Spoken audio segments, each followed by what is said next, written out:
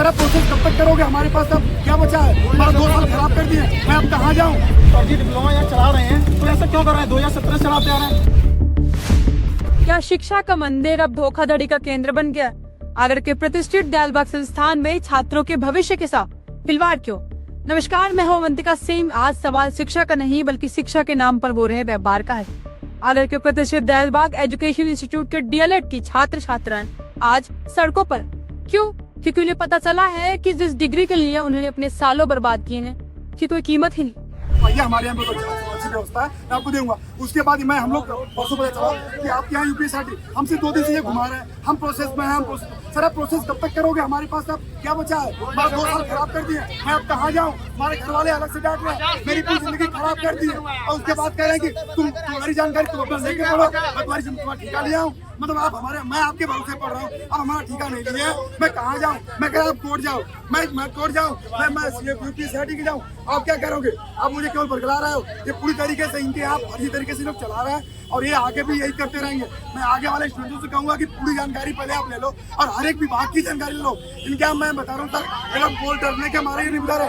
इनके कई ऐसे मतलब इनके यहाँ संस्थाएं चल रही है जो पूरी तरीके से फर्जी है, उनकी मान्यता नहीं है। दयालबाग एजुकेशन इंस्टीट्यूट के डीएलएड के छात्र छात्राओं का भविष्य आज अंधेरे में।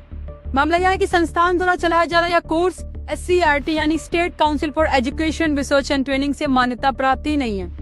एडमिशन के समय संस्थान के प्रोस्पेक्टस में इस महत्वपूर्ण जानकारी को पूरी तरह छुपाया गया, जो छात्र छात्राओं के लिए एक बहुत बड़ा विश्वासघात।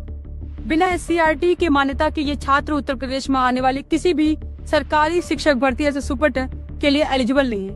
सालों की मेहनत और लाखों की फीस भरने के बाद भी आज इन छात्रों के पास केवल एक कागज का टुकड़ा है, जिसे सरकारी नौकरियों में स्वीकार नहीं किया जाएगा। संस्थान की इस लापरवाही ने युवाओं को बेरोजगारी की कगार पर लाकर खड़ा कर दिया। फर्जी डिप्लोमा यहाँ चला रहे हैं तो ऐसा क्यों कर रहे हैं? 2017 से चलाते आ रहे हैं। कितने लोगों की भविष्य ने खराब कर दिया। 2 साल ये लोग बैठे हैं, हमारी 25 साल हो गई है और जो 2000 उल्टा हमारा दोस्त कह रहा है कि मैं हाई कोर्ट जाऊँ, मैं हाई कोर्ट जाऊँ। वंचित होते हैं।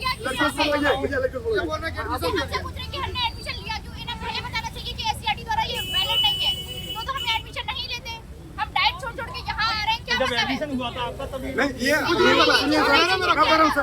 जब छात्रों ने इस सच्चाई के बारे में फैकल्टी के डीन और संस्थान के डायरेक्टर से जवाब मांगा तो उन्हें समाधान देने के बजाय पिछले 1 हफ्ते से केवल भ्रमित किया जा रहा।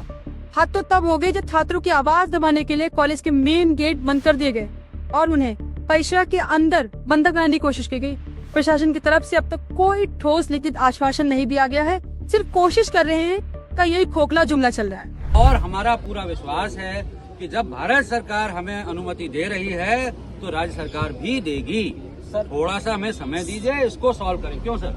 सर एक क्वेश्चन है सर एक क्वेश्चन पूछ सकती हूँ? हाँ जरूर पूछिए, इसीलिए तो आए हैं जवाब देने के लिए। सर ये कंसर्न, सर आपको ये प्रॉब्लम पता है तो ये सर कंसर्न SCERT से पहले क्यों नहीं लिया गया? सर इतने अभी से तो नहीं डीएलएड चल रही है यहाँ पे। आप फिर उसी पे आ रही हैं। ये 10 बार समझा चुके हैं। नेशनल काउंसिल जब तक कोई प्रॉब्लम नहीं थी तो कैसे करा जाए? आप अप्रूवल प्रोसेस को पढ़ लीजिए मैडम, आप लोग सब पढ़े लिखे लोग हैं, उसको पढ़ लीजिए। उसमें बहुत क्लियरली लिखा हुआ है कि या तो यूनिवर्सिटी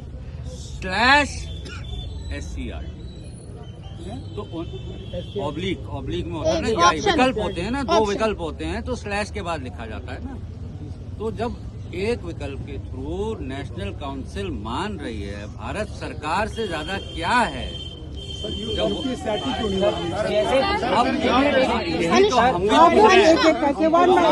हमारा आपसे सुनिए अब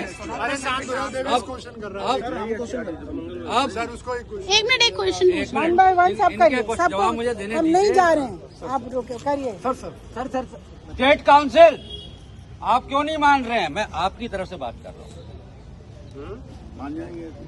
मैं आप ही की तरफ से बात कर रहा हूँ। मैं भी यही सवाल पूछ रहा हूँ कि जब नेशनल काउंसिल मान रही है तो स्टेट काउंसिल क्यों नहीं मान रही है? सिर्फ रूल्स के इंटरप्रिटेशन में थोड़ा उनको डाउट है, किसी वजह से वो कर रहे हैं, लेकिन अल्टीमेटली सत्य का कोई विकल्प नहीं। सर नेशनल सत्य हमारी सर वैकेंसी निकलने के बाद आए तो हम क्या करें? वैकेंसी निकल रही है, उसमें एप्लीकेशन रुक नहीं रहा है। सर वेरिफिकेशन में निकल जाएंगे हम। उसके पहले करेंगे करके कोशिश कर रहे हैं। सर कह तो रहे हैं, और क्या कहें? सर मेरा एक क्वेश्चन है। Verification is the last step, तब तक आप प्रोसेस करिए, अपना चांस क्यों खो रहे हैं? एनसीटी और मैम उसके बाद नहीं हुआ फिर। और एससीईआरटी ऐसे तो कुछ भी हो, तुम घर पे जा रही हो, कुछ हो शिक्षा एक गया ऐसा तो विषय है जिसपे जो ऐसे कि नहीं बात कॉन्करेंट करते। लिस्ट अच्छा, वो का क्या पार्ट कह रहे हैं सुनो। उस पे सर सेंट्रल भी जो है अपना जो है नियम बना सकती है, स्टेट भी बना सकती है। बाय द वे अगर मान लीजिए स्टेट ने ये कह दिया कि हम मान ही नहीं रहे, फिर हम क्या करेंगे सर? स्टेट ऐसा इस केस में नहीं करेगा।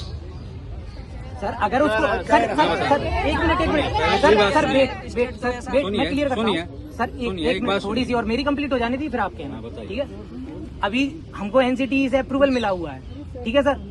एनआरसी जो कि नॉर्थ रीजनल कमेटी है, उन्होंने भी लेटर वहां भेज दिया है।